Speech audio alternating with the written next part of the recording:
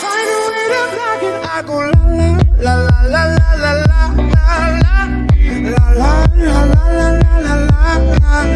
I go